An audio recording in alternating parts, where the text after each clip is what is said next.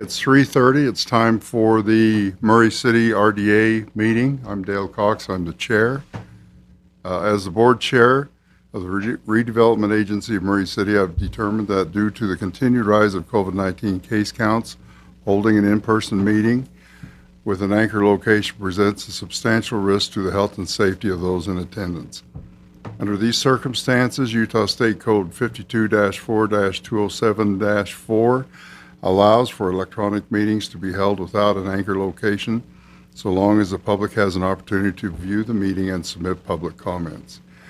We're holding today's RDA meeting via video conference, and the meeting is being live streamed at www.murraycitylive.com. If you have a public comment to submit to the RDA, please do so via email at rda, all lowercase, at murray.utah.gov. With that, I welcome everybody here. We will start, I got to get the right agenda, with the approval of March 16th, 2021 RDA opening meeting minutes. Do I have any changes or additions? If not, I'll take a motion. I'll make a motion to approve. If there aren't any, I didn't hear any comments. So anyway, I'll make a motion to approve the open meeting minutes of March 16th, 2021. Do I have a second? I'll second. Okay, Brooke? Just want to, is Ms. Dominguez on today or is she off? She's off, and I should Okay. excuse her. Thank you for pointing that out. Okay. First off, Ms. Turner, Aye. Mr. House, Aye. Ms. Martinez, Aye. Mr. Cox. Aye. Thank you. Second agenda item, approval of March 16th, 2021 RDA closed session meeting minutes. Have you had a chance to read those? Are there any additions or deletions? If not, I'll take a motion. I'll move we approve the March 16th closed session meeting minutes. And I'll second that. Okay, it's been moved and seconded. Brooke? Ms. Turner, Aye. Mr. House, Aye. Ms. Martinez, Aye. Mr. Cox. Aye. Okay, we'll move on to citizen comments. If you have a comment and you haven't submitted it, please send it to rda@murray.utah.gov. Melinda, We do we have any citizen comments? Yeah, we do have quite a few citizen comments today.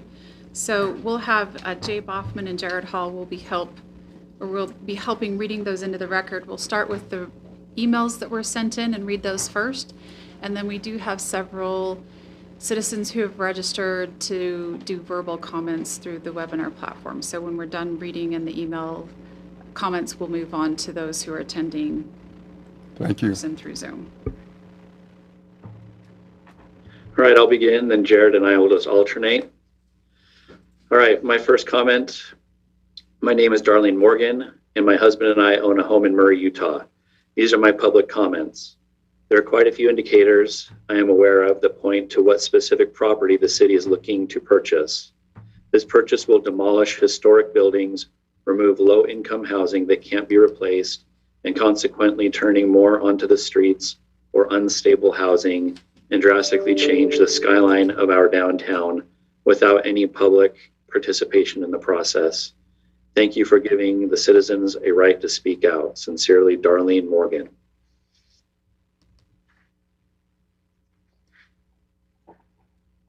Almost forgot to unmute. First comment I have to read is from Stacy Garcia regarding 4836 South to 4844 South State Street, Murray demolition. It begins, why are we tearing down buildings that are historical and still being used? Why are we removing buildings from the historic list, then tearing them down? Why are we putting high density housing here? We don't need more restaurants or grocery stores in this high density development when those things are available a few blocks away in either direction. We are Murray. We are not downtown Salt Lake City. If I wanted to live in an area like downtown Salt Lake City, I would move there. I live in Murray, born and raised, because it's a smaller community and people know their neighbors and care. Why are you not listening to Murray residents? We already have a lot of high density. Go build where the vacant lot of AISU is. There's already high density there, and it's by transportation options. It's sad when the only thing being considered is making a buck instead of maintaining our heritage, dignity, and integrity. I'm so disappointed and disgusted with recent events and the illogical placement for these types of developments. How can you go against your constituents who voted for you? You live here too. Sincerely not happy, Stacy Garcia, Murray resident, employed by Murray School District, third generation of 5 generations to live in Murray. All right, this is from Terry Townsend Butler at 4796 Atwood Boulevard, Murray, Utah. Preservation of Townsend properties in Murray. As a longtime resident of Murray and Townsend family history going back to 1900, I would like to make a few points about the Townsend properties which you propose to tear down. Both the Harker Building, Murray Merck, and the Townsend home on Poplar Street were added to the National Registry of Historical Places on 9/26/2006 as contributing buildings in the Murray Downtown District. I do know that being on this registry means very little to you since you have chosen to remove the Harker Murray Merck building from the Murray Registry. And I do acknowledge that that building is in very bad shape. But both of these buildings have been important in the history of Murray. The Harker Building was built in 1898 by Henry Harker, whose daughter Lavinia Harker married Arthur Townsend. The Murray Merck started shortly thereafter and was one of the very first stores opened in the area. The store soon became one of the largest in the country and rivaled ZCMI downtown. The workers and their families of the Murray smelter would purchase their monthly goods from the Merck. Arthur would receive paychecks of all the employees and after settling their credit accounts, would disperse the remainder to the workers. And as with everything else, when the smelter workers were moved to Garfield, Arthur was left with a staggering debt of delinquent bills and the business deteriorated. Arthur not only ran the Merck, but he was on the city council for 2 terms and was elected Murray mayor in 1930. The Townsend home was built in 1898 by Arthur Townsend. My grandfather, Delbert Townsend, took over the business in the 1950s when Arthur retired. Deb not only ran the store, but his first love was the Murray Fire Department. He joined in 1916, but was inactive for a few years because of the war and time spent working in Midvale. But in 1929, he rejoined the department and served as a firefighter until January 1948, when he was appointed fire chief. He served with the fire department for 35 years, 14 of which were spent as chief.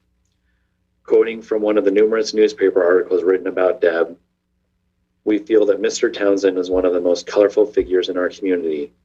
Being chief of the Murray Fire Department is a great responsibility, and Deb Townsend handles the job most efficiently. The Townsend Mercantile and Deb Townsend are a landmark in the community. We felt that to honor Deb in the who's who was paying tribute to one of Murray's leading citizens, end quote. My own father, Earl Townsend, owned a business, Mr. Deb's Clothes for Men, on State Street for over 25 years before being forced to close because of the various malls. I tell you this because of the dedication and hard work of my Townsend ancestors in the establishment of Murray. I understand the need for the removal of the Harker Murray Merck building in the grand scheme of Murray, but Murray's history should also not be erased as I see it slowly happening. I think at least the Townsend home should be moved and made useful like the Murray Manor and old church you are keeping. Maybe a replica of the Harker building, Murray Merck, could be built to recognize its importance in our history.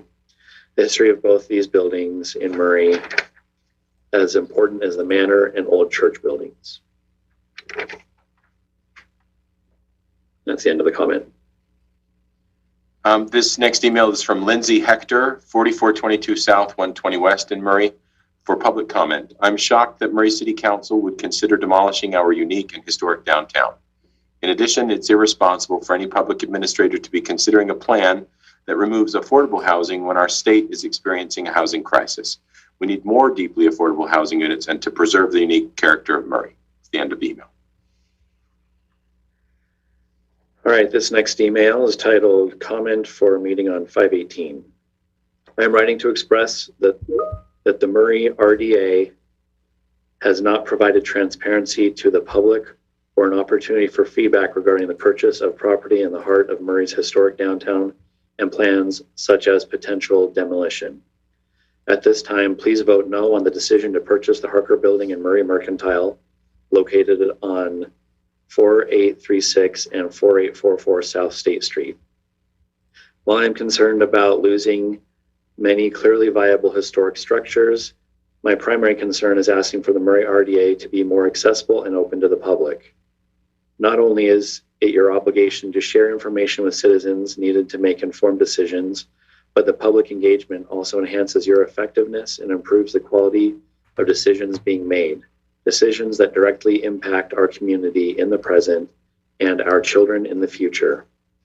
My second concern is regarding the decisions the Murray RDA has been making to turn a beautiful historic community into an urban blight. Carl Elefant, former president of the American Institute of Architects, said, "The greenest building is the one that already exists." A report by the U.S. National Trust for Historic Preservation in 2016 found that it takes between 10 and 80 years for a new building that is 30% more efficient than an average performing existing building to overcome, through efficient operations, the negative climate change impacts related to the construction process. The report concluded that reusing an existing building and upgrading it is almost always the best choice, regardless of building type and climate. We have a responsibility to the future and to do our best to create the best opportunities for our descendants, and I do not believe we have been given the time or opportunity to do so. If we continue to demolish affordable housing in favor of high-density development, it will only continue to shape Murray into another urban blight. For example, State Street presently isn't walkable, bikeable, or green. It kills every business that isn't a strip mall or a car dealership. I'm not asking that we halt development. I'm asking for the Murray RDA to make informed decisions. For example, by soliciting independent expert opinions on the structural soundness of the existing buildings, sharing information with the public, and providing a forum for informed feedback before taking any further action. Please fulfill your obligation to share information with citizens that are needed to make informed decisions, which will enhance your effectiveness and inform the quality of decision-making being made. At this time, please vote no on the decision to purchase the Harker Building and Murray Mercantile. Thank you for your time. Amy Thomas, 205 East Vine Street. This next email is from Kathleen Stanford. Subject is comments for the May 18th RDA meeting. From the 2017 Murray General Plan. We regret much of what we've built. We regret much of what we've torn down, but we've never regretted preserving anything. Preserving historic structures, neighborhoods, and business districts provides a tangible link to the past that can tie people to a place.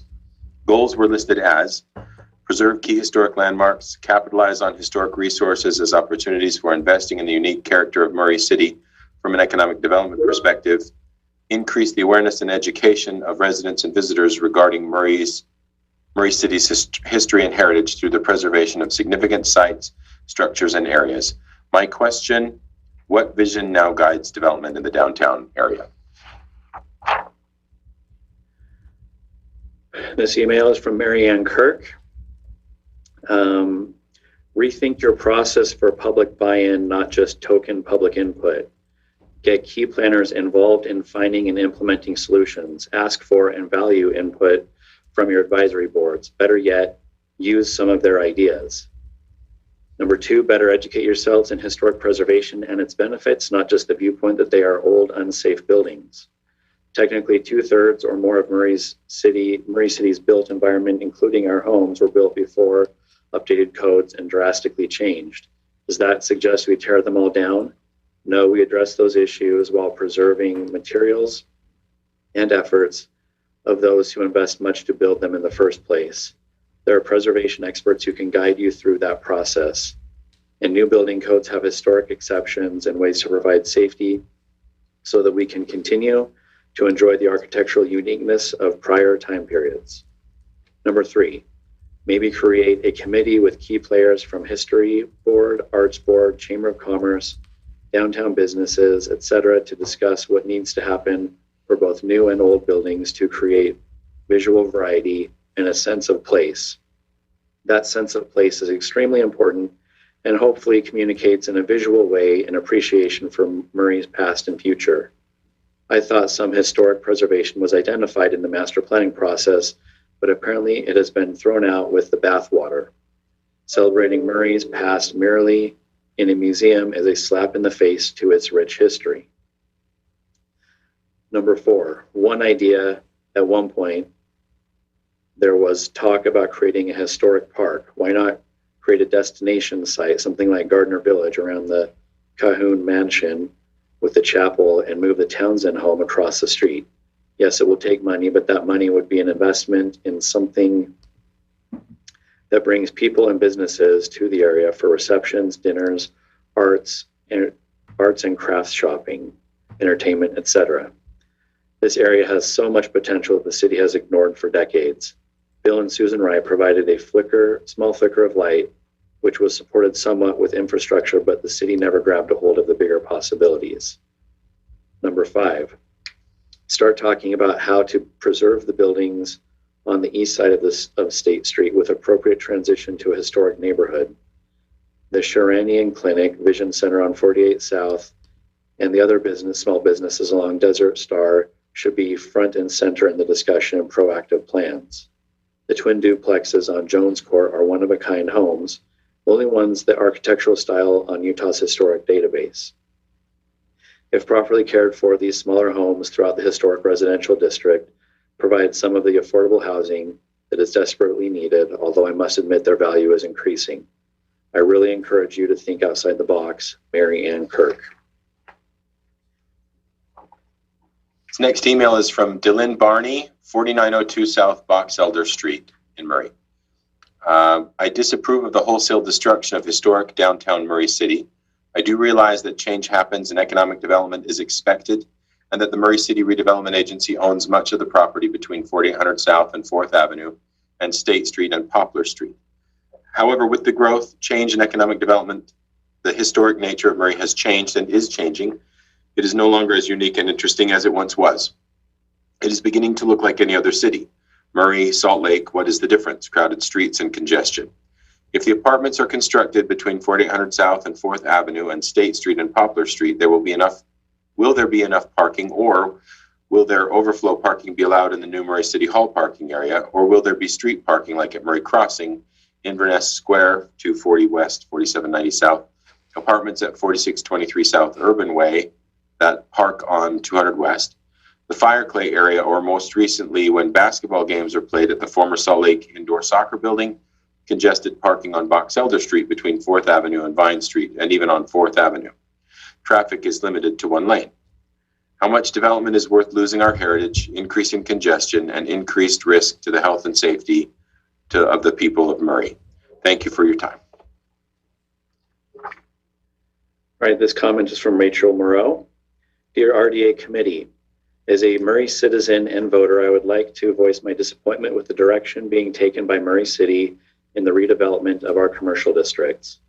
Many citizens, including myself, have requested at public meetings that the city take a thoughtful and measured approach to the type of development allowed in our downtown, something that blends better with the appearance of the east side of the street and surrounding neighborhoods would be a far better option, and it has been suggested many times.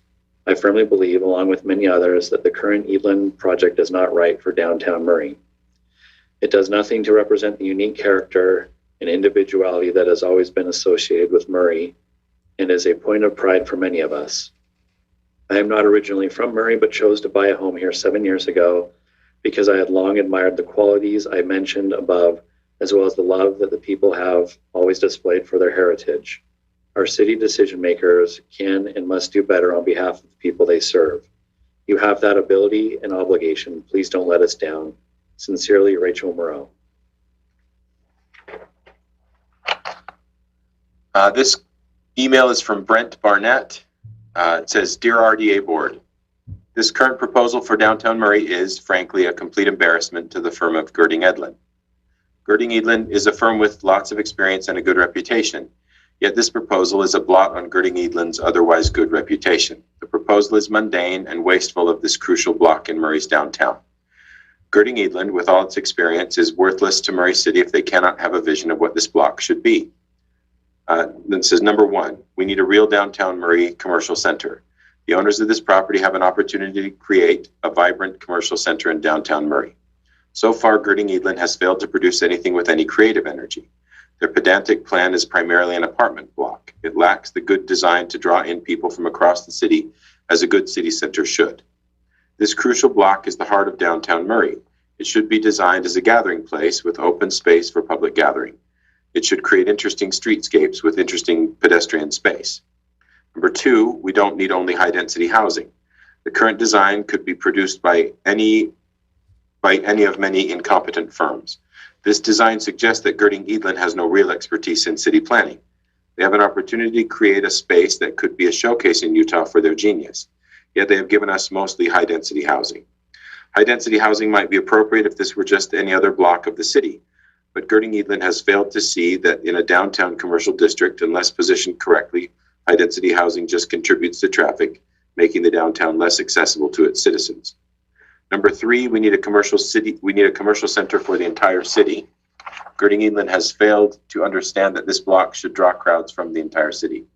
40,000 cars go by this block every day. 40,000 cars. Girding Eadland has failed to see the enormous potential of this block as a commercial center for all the surrounding downtown blocks. This block should attract people to the downtown from all around the city. To do this, it needs unique public features that bring in crowds on evenings and weekdays. Number 4, we need an economic nucleus for downtown. The city put out a proposal that, while well-meaning, in retrospect was quite inadequate. The city's proposal naively focused on this block as an independent block to be maximized for revenue. A good planning firm has to see beyond any weaknesses of the local perception. Any good planner should know that the project should be framed in the context of the entire downtown. Planners must be the experts who bring vision and expertise. But so far, Girding Eadland has shown themselves to be naive and incompetent in understanding the need for a holistic view. Number 5, we need to understand the best use of the block. It is the job of the mayor and the job of any planner he hires to understand the best use of any city block. The horrendous mistake we made with the new city hall was not understanding the tremendous value of that property for commercial use. Girding Eadland's analysis must thus start with an evaluation of different ways for the block to serve as an economic nucleus. This nucleus should energize the entire downtown and serve as an economic driver for the entire town. So far, Girding Eadland has not shown that they have even the remotest ability to carry out this vital step. If they can't handle this, then we need to find someone who can. Number 6, we need active public space. The teeny corner of public space in their design is laughable. We need a plan that includes real public space where the public can gather for outdoor events and music. There are proven ways to create active public space. If Girding Eadland has taken the time to talk to the planners of Mill Creek's new city center, had taken the time to talk to the planners of Mill Creek's new city center, they would see how good design of a commercial center can bring in public events and create a draw, bringing people downtown from all around the city. Girding Eadland has the ability to design a good public space. Look, for example, at the Capitol Hill Station in Seattle, but they have produced nothing of this quality for Murray. Their reputation suggests that Girding Eadland has the ability to design good public space, but their meager proposal here shows ineptitude.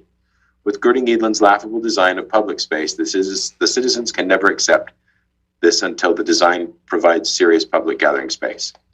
Number 7, we need interaction with the public. Finally, a good planning firm also needs to have the ability to interact with the public. This means presenting alternative conceptual options for consideration. This ensures that the final design has all the best features and beauty it can have. One would think an experienced planning firm would have this expertise, but Girding Eadland has so far shown no such ability. Conclusion. In conclusion, we have to ask ourselves, can this firm do justice to a central block of our city? So far, they haven't shown that they can. This proposal does not utilize the potential of this block. Remember, 40,000 cars go by this block every day. The current proposal is a stain on our city and on the otherwise good reputation of Girding Eadland. So far, Girding Eadland has not shown that they have the vision and good sense we need. If they can't handle this, then we need to find someone who can. And our citizens will have nobody to blame but Blair Camp if this block is sold to someone who does not see its potential. Brent D. Barnett, Vine Street, Murray. Right, next comment reads, Dear Sir or Madam, as a committed and concerned resident of Murray, I'm writing to register my objection to proceeding with the plans to demolish an entire city block of Murray's historic downtown, including the Harker and Murray Mercantile buildings. This is a dramatic change to Murray's identity that has not been vetted in the public. In my opinion, it will have more negative impacts than positive ones. The negative impacts include potential increase in the homeless population from loss of low-income housing, a homogenization of Murray to become indistinguishable from the rest of Wasatch Front suburbia, and a further loss of unique historic downtown look of Murray. In several ways, this action will not serve Murray's long-term interests well. There has not been adequate public information and discussion to elucidate alternative approaches that can achieve the city's development goals without eliminating Murray's irreplaceable legacy. I would appreciate acknowledgement of receipt and dissemination of these comments. Sincerely, Joseph Stanford, MD, 487 East Vine Street, Murray, Utah. Then we received another comment via email while the meeting has been going on. I'll read that one now. For citizen comment to members of the Redevelopment Agency and Murray City Planning Commission, from Richard and Beverly Kringle, 1628 Vine Street, regarding need time and discussion for taxpayers before decisions are made. Please defer any decisions on changing the downtown area of Murray without public discussion and time for collaboration on how our tax dollars are spent. The anticipated size of this project will have both benefits and inherent problems, both of which need to be reviewed by taxpayers before contracts are awarded. The increase in population density alone will affect utilities, transportation, and other major areas in the lives of all Murray city residents, especially taxpayers. What is the highest and best use of the land if altered for Murray residents? Is the subject property included in the rezoning moratorium? What are the costs to taxpayers? What benefits will this project have on the surrounding businesses and neighbors? What problems will be created for the surrounding businesses and neighbors? What will the impact be on schools? There will be many high-density buildings in the area added in the past few years that will start having an impact on the current school system. Details need to be disclosed and discussed so that evaluations of the highest and best uses can be achieved for the long-term benefits to Murray City taxpayers. That is the end of the comment.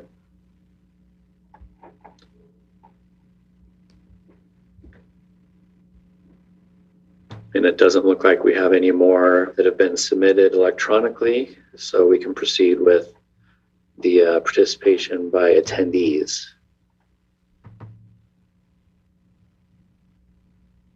At this time, I will allow Janice Strobel to talk. Janice, are you ready? Okay, I will unmute myself now. So thank you for your time. And so far, we've heard from 11, is what I counted, that have spoken about the possible purchase of the Harker and Murray buildings. And so I asked the board to consider that all of the comments have given multiple valid reasons for their concerns with this possible purchase.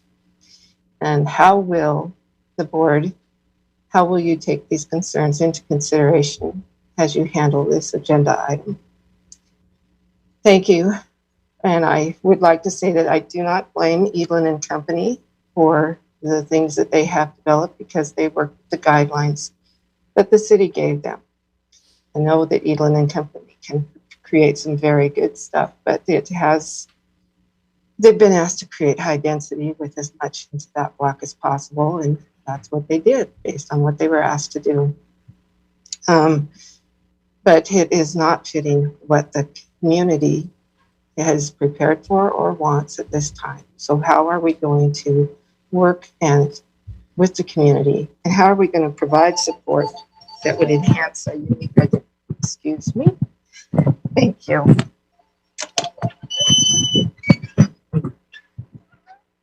What?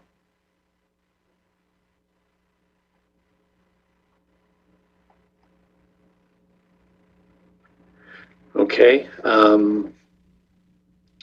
That, I believe, is it for the comments, live comments by attendees. Melinda, do you want to take it from here? Yeah, we had several people register. If there's anyone else that's on the meeting call and they want to make a public comment, if they could just raise their hand, and let's give them just a few seconds to do so.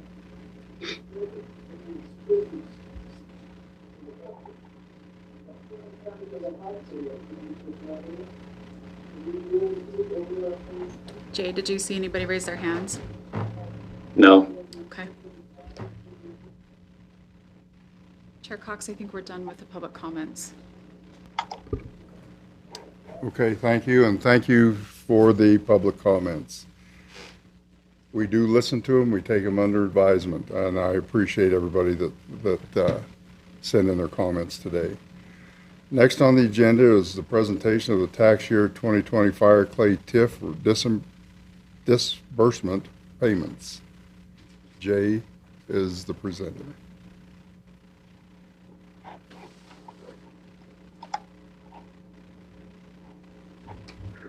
All right, so what we have is every year we present to our, hold on a second, I'm going to bring up a PowerPoint.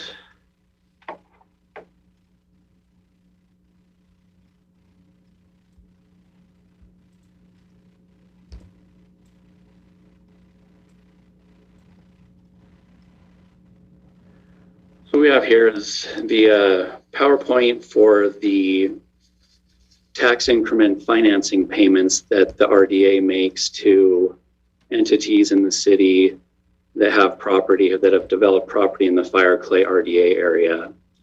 And so we can see that Avita Starwood, one of the developers there, received a payment in the amount of $372,996. That over the course of their total payments that they've received, totals $906,117. Hamlet Development received a payment in the amount of $204,583. Their total amount of TIF financing that they have received over the course of their development is $819,160. Parley Partners, one more developer in the Fire Clay area, received a payment in the amount of $122,825 for a total TIF payment over the course of their development of $513,598. The Murray School District, the amount that they have received from the TIF payments in the Fire Clay area, this year they received a payment in the amount of $740,182 for a total of $1,578,970. So you can see how much they've received in each year, and then also the amount that they have received in total for over the course of the Fire Clay development, which started in the year 2015. Are there any questions about the payments? Does anyone have any questions? All right, thank you. Okay.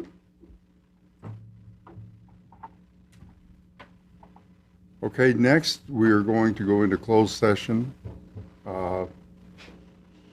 The reason for the closed session is to discuss an acquisition of real property, and I'm looking for a motion. I'll move that we go into closed session pursuant to Utah Code Sections 204 and 205 of Title 52, Chapter 2 of the Open and Public Acts meeting. I'll second. It's been moved and seconded. Brooke? Ms. Turner? Aye. Mr. House? Aye. Ms. Martinez? I agree, but was Jill going to talk about why first before we go into it? We still need to do that? Okay. Aye.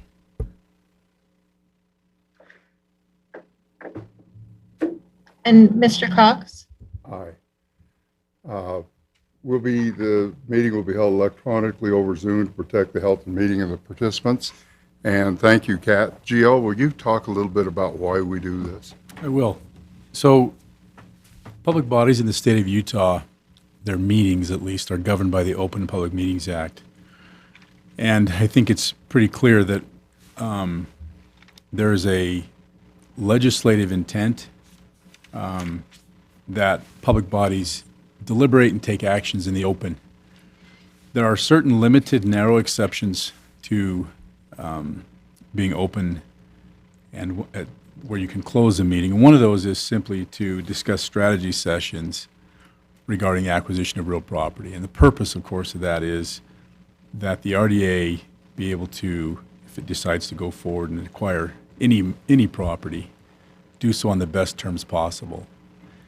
It is not beyond comprehension to understand that if we were to disclose details of a transaction before it takes place, we may not be able to complete the transaction.